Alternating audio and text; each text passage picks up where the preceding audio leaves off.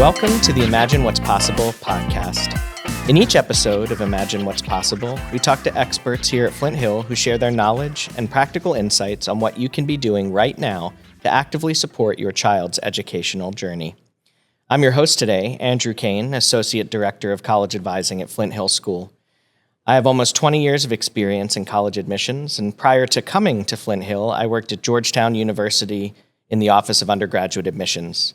Both in admission and the college advising office at Flint Hill, I've enjoyed the opportunity to help students and families navigate the ever-changing and incredibly complex landscape of college admissions. Is there really just one perfect college out there for your student? Spoiler alert, no. But the pressure to find that mythical match can be overwhelming, leading families astray and causing them to miss out on opportunities that just might be the right fit. Today, we're joined by Director of College Advising, Suzy Chiarolanzio, to discuss how to cut through the noise to find a whole list of schools that will meet a student's needs and allow them to thrive on campus. Welcome, Suzy. Great, nice to be here. All right, first question. Many families start the college search believing there's one perfect college for their student. Why is that idea so persistent? And do you believe there is one ideal school for each student? As it said in the intro, no, I don't believe there's one perfect school for students. I think as is the case with almost everything in college admissions, the societal focus on the process is so intense and so pervasive that families at a younger and younger point in their child's experience or life are really focusing on college in a way that's just not healthy, and it makes it seem like our goal is to find this single perfect place and nowhere else will do. And I think it also probably is, impacted by sort of the growing lack of patience for most things, the sort of Amazon instant delivery kind of life. And I think you feel like as a parent and as a student, this is my job. I got to find this one perfect place. And I think it's just fed into through social media and all sorts of things. The common term that comes up often in this area is DreamSchool. And I really hate that term. And if it was up to me, I would abolish it because I think it puts so much pressure on families to come up with that single place. And it also idealizes it in a way that's just not accurate and not healthy. And I think, it really does, as you said earlier, help them miss out on other opportunities that might be just as good for them or honestly, frankly, better. What do families risk when they focus too much on finding the perfect school? So I think that notion increases the pressure on everyone. And I think when that happens, they really risk missing out on the opportunity for a very special time as a family. And granted, I'm a college advisor, so it's what I spend my life doing, but it's wonderful to visit these campuses and to explore these opportunities with your child. And see what they like and see what makes them, respond and light up when they're visiting these places. And I think, the pressure to do that makes it feel more workmanlike to have to visit campuses and kind of go through the process. And I think that stress that's added really has a negative effect, unfortunately. I absolutely agree. What happens when a student becomes too focused on one dream school? So everybody's situation is a little bit different, but often what happens is students or parents focus on a school that's just not a realistic option for whatever reason, whether the student's grades or test scores aren't a good match, or maybe the type of educational experience that's available there isn't right for the way that student learns.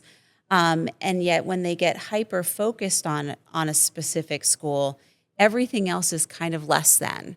And so the alternatives that might be really good matches for them and allow them to really develop into who they should become are viewed as negative and just not as good. And I think that's the most significant danger of focusing on a dream school. They also, too, that there's time limits. Like there's practical implications that you have to consider. And if you spend all of your time focusing on a specific dream school or potentially a group of schools that you're hyper-focused on, you don't leave yourself the opportunity to fully research and engage with and understand the other options that are out there that might be really good choices for you, and in many cases might be actual realistic options. And so your attention to them is limited, and so you don't really get to appreciate what they offer. And sometimes you might not do as good a job when you're actually applying if you're spending all your time on these schools that aren't realistic choices, and then you kind of, give a half effort to the others. And so that's a specific risk. I think too, and this is kind of, again, a broader societal issue, there's so much in one's identity that gets tied up in this, both as a parent and as a kid. And it, for many kids and families, it becomes like this name of the school shows how successful I am as a parent. It defines how intelligent I am as a student. And we feel like it's going to become like your life is dependent, the outcome of your life is dependent on where you go to college, which is just simply, not true. We all know that. But it's really difficult to be objective when you're in the midst of it. And I think there's just a lot of self-worth, both for parents and kids, tied up in it. And so I think that's too why they kind of highly focus on one specific place, particularly if it kind of meets all the prestige and kind of standards they're looking for. And unfortunately, it's a really flawed perspective, because we all know how much people grow when they go to college and after. And so, kind of defining it by where you are when you're 17, 18 years old is, just not realistic. Absolutely. You already alluded to a little bit this, but how does that affect the rest of their college list with that kind of focus on one dream school? So, unfortunately, we see this in our office. Sometimes they focus on one dream school or a group of similar types of schools, and that can make their list get really long. And also, too, it can create a list that is likely to yield more negative outcomes than positive. And what a lot of students and parents don't understand, because they haven't lived through the process repeatedly, is a lot of times those decisions come out at the same time. It can have an impact on their entire senior year, and particularly this spring, when they should be excited and happy and looking ahead to things. And so it really can create an imbalance in the list, and it can have a pretty significant toll on a student's self-worth and kind of their mental health at a difficult time already because of transitions. When you and other college advisors talk about fit, what does that actually mean? So what we talk a lot about here at Flint Hill, and what we focus on a lot in the early years of our program, is the idea of self-assessment. If a student doesn't know what they need, how can they find the place that's going to help them? And so I think Flint Hill students in general are very, very good at being self-aware and understanding how they learn. And we try to leverage that in our program so that they can start researching and finding the best kinds of places. They have to understand, if there's somebody who learns best by having a class discussion, and it doesn't really work for them as well if they're just listening to a lecture, they need to apply that to where they're looking at colleges. And not to say that, all large colleges have only large classes, but early on, that might be what they most often find themselves in. And so, they might really need to think about, what does my classroom experience need to be like for me to be, successful? And that's something that we try very hard to help them think about, so that they can at least narrow down the thousands of colleges out there to the ones that will really be helpful to them. What do you think are the most important dimensions of fit that students often overlook? I think it's that idea of academic fit. They look at the academic fit from the perspective of, does my GPA and my test scores, do they match the kids that go there? But I don't think they really think about the learning experience. And I think, kids here in particular, really benefit from our small classes that are big enough to be active and really engaging, but they're small enough to allow teachers to teach in a way that, can be more creative. And if you're used to that and then you go sit in a lecture hall and there's not much of that interaction or diversity of kind of approach, I don't think they really understand how that might affect their learning.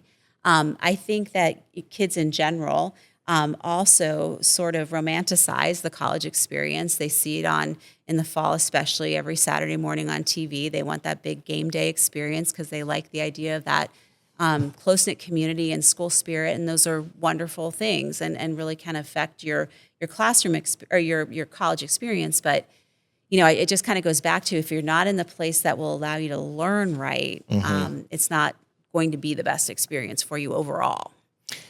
I don't know about you, but I sometimes find one of the hardest things is when a student's bringing up schools with you, and I'm like, I don't know if that's the best fit, but they're the ones who have to figure it out eventually, going back to that kind of self-awareness, self-reflection. But great points. Common thing that comes up, rankings can really dominate the conversation. How should families use them or not? So this response might be a little bit surprising because I do understand why they turn to them. They are everywhere, and there's a ranking for almost everything. And there's certain times of the year where you are bombarded in the press with like, oh, this ranking came out, no, this ranking came out. So I do understand. I also understand that as a society, we look to rankings for everything. And now we have apps that allow us to rank things and rate them. And so, I get it. It makes sense to do this when you're looking at an investment like college. But what I don't think families do is I don't think they research what the ranking is actually measuring. They don't know the methodology that goes into it. And so they're just blindly trusting that this group says this is number one. And what that rank is based on might not actually be something that they value or that is beneficial to them. And so I think that they need to understand what they're looking at. I think they also need to understand that a ranking doesn't equate to quality, which is a hard thing to divorce in their minds. And again, it goes back to the idea of fit. It could be the best school in the country by somebody's subjective measure. But if it's not the right place for the student, they're not going to probably maximize the experience in the way they would if it was a better match for them.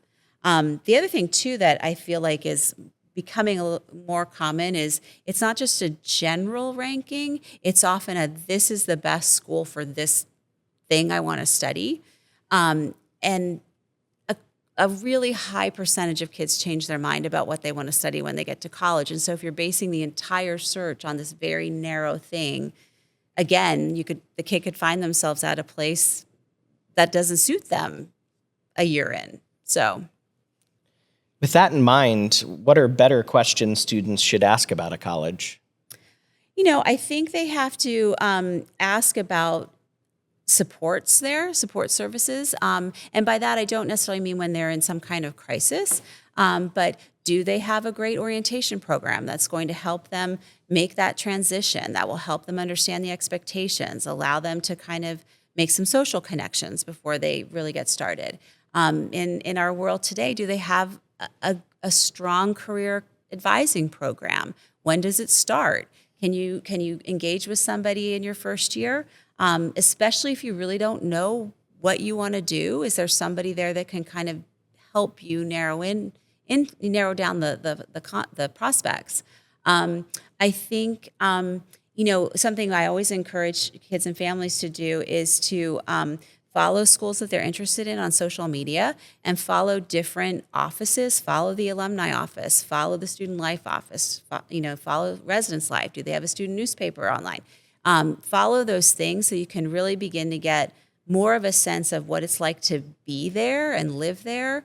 And that can be a really great complement to the more objective research you do on how big is it, where is it, what can you study, those kind of things. And what indicators actually tell you whether a student will thrive? I think the alignment between what they know of themselves and what the school offers. Excellent.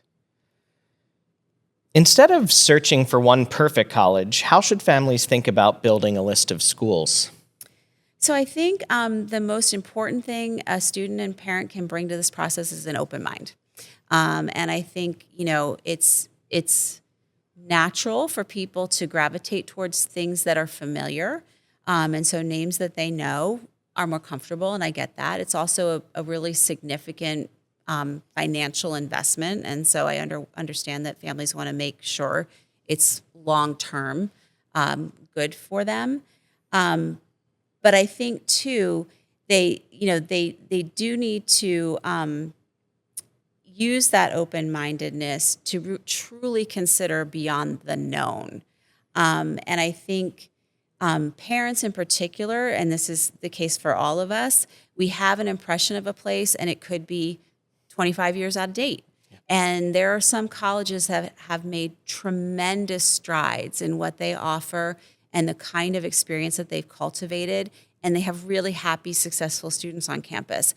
But if 25 years ago it was a place that nobody from your town went to, sometimes it's really easy to get caught up in that and to have that impression, that outdated impression stick. Mm-hmm. I think too, there's a lot of it's hard work to look for a college, and I think in an age where we often don't have to work hard, or we can pay somebody to do things like this, I think that really sitting down and kind of being very deliberate and thinking about what does the student need, what do they want, what do these schools offer, and digging deep into what the schools offer to do that ground level research first is really helpful.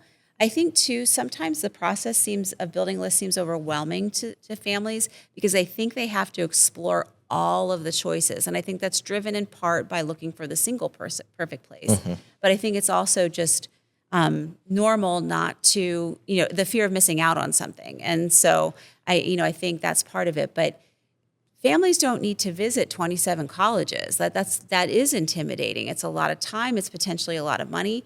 Yet I think if you do your homework and you narrow the list down before you embark on maybe a series of 8 or 9 or 10 visits, I think that can be sufficient.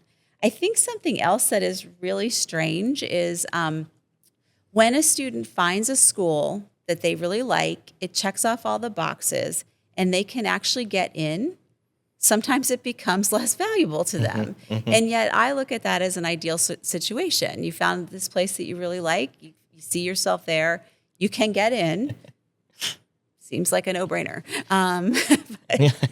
I know, every year. It comes up. Every year. And so I think, embrace the places that fit. I think that can be, really helpful. And just because you can get in, I don't know who the old comedian was that said I wouldn't want to be a member of a club that wanted me. Like, don't think that way. That's a great thing to happen to you in the college search process. A big question we often get, and in line with this, is how many colleges typically belong on a balanced college list? So again, this depends on your approach, and it depends on how balanced it really is. And by balance, we typically mean, is there a mix of schools where your likelihood of being admitted is pretty predictable based upon the objective data that we can look at? Or is the school much more of a reach, meaning admission, the outcome is much less predictable and potentially unlikely given the acceptance rate of the student? And then some schools in the middle where it seems like you're a good candidate, but they're selective enough in terms of accepting a smaller percentage of their applicants that it is a little bit unknown what the outcome might be. I think if you are a family that is prioritizing the idea of getting into, quote, the best school you can, sometimes the list ends up very top heavy with lots of reaches. And I would caution families to have too many reaches on it because by definition, a reach is a place where you most likely will not get in. And so, you're more likely to get bad news from that. And what we don't want is we don't want kids in the spring to feel badly about their experience or to feel like they were not good enough. And I think, if you fill your list with those reaches and have maybe one school where admissions more predictable, it's easy to feel that way. I think it's also, though, important not to have too large a list, even if all the schools on there are more predictable, because that creates a stressful situation in the spring. If a student ends up with 5, 6, 7, 8 choices and they haven't done their homework before then to think about what they'd like or what their order of preference is, it's really difficult for them to make a choice, and they can become almost paralyzed by it. So, I recommend, I think 8 to 10 schools makes a lot of sense. I can think of very few instances where applying to more than 12 makes any sense. I think we would both agree the exception are students who are applying to sort of programs that require some sort of audition or like on a specific day, some type of evaluation of their talent, because you can just have a bad day. You can have a panel assessing you that just doesn't like your style. But that's the only instance where I really think it's helpful or beneficial or wise to apply to more than about 10 schools. Sure. And as long as in that 10 you have at least 2, preferably 3, where admission is predictable, that should be a good match. Right. And at the end of the day, you can only go to one place. And although many people try to apply it, applying to more places did not automatically yield, right? More necessarily acceptances. Yes. Okay. Well, the college search can feel overwhelming for both students and parents. What helps families keep perspective? Yeah, I think this is a really common challenge and one it's easy to fall into. Again, it's because it's constantly around you, and I think just naturally, families have friends who are at the same stages of life. Their kids are at similar ages, so they're surrounded by people also going through this process, and so it's just constantly a topic. And I think that if families can continue to live their lives as they did before they embarked on it, and have the same kinds of activities and maintain family traditions, things like that, that will go a long way in kind of keeping it more manageable. I think this is something we recommend all the time, and it certainly worked with my family. Come together as a family, come to an agreement on when you will talk about college, and really stick to that. If it's Sunday afternoons, and I would let the student actually make the decision on when it is, because you want them to be an active and willing participant. But setting those limited times, barring any kind of situation that comes up, again, will keep it sort of in its place and a little bit contained. I also think families should consider keeping it private. I think when you talk about it constantly and you're sharing with everybody the exact list of schools where they're applying, what their first choice is, it puts a lot of pressure on it, and it can constantly become a topic of conversation, particularly around holidays and with family and friends who are all well-meaning. But if you can say, you know what, we only talk about this on Tuesdays at 3, it can keep things a little bit more under control. I also think too, and this is much easier for me to say, having spent so much time in this field, and also having had 2 kids already gone through it, I have a lot of experience and exposure to it. But it isn't as big a thing as people allow it to become. And I think if everybody can remember that this is a process, just like lots of other processes, it's a decision, like lots of decisions you make every day. And if you can bring some objectivity to it, it can really help, keep it one of the things your family's doing, not the only thing that your family is doing. Absolutely. How can parents support their student without adding pressure? I think this is really tricky, and it depends on your child, and families with more than one child probably know that each of their children will approach it differently and have different needs. I think it's really important for parents to be really thoughtful about what they're saying and and watch their children for their reaction, because there can be things that parents say that are wholly well-meaning and really, really trying to be supportive of the student, but in the sort of highly emotional time that is junior and senior year, they hear it very differently. And so just be mindful of what you're saying. I think too, and how it's being received. I think too, avoid the we. That is something that a lot of parents fall into. We're applying to college. We're taking the SAT this weekend. We're taking AP U.S. history. And it's not we, it's the student. And definitely this is a family process and a family decision and a family investment. But it really needs to be the kid that's driving it. And if the parent is constantly referring to it as something that they are experiencing too, I think that puts a lot of pressure on the student to live up to whatever those expectations are. I think too, this may be a little bit less common, but I think kids do want to know that their parents care, and they do want to know that their parents are supporting them. And so while this process definitely needs to be driven by the student and the application itself needs to be done by the student and all the thinking about it needs to be the student, it's fine for parents to be the one to say, we're going to take a visit to these 3 schools that you've been talking about. This is when we're going to do it. I'm going to make the hotel reservations. I want you to go online and reserve the information session and tour, but I'm here to, sort of be your driver and your co-pilot and get you there. I think that goes a lot of way for students too. Something that has come, that's in an article that's very old now, but I think is actually really sweet, it was an article about parents who wrote a letter to their son before his decisions came out. And I'm sorry, I'm getting choked up.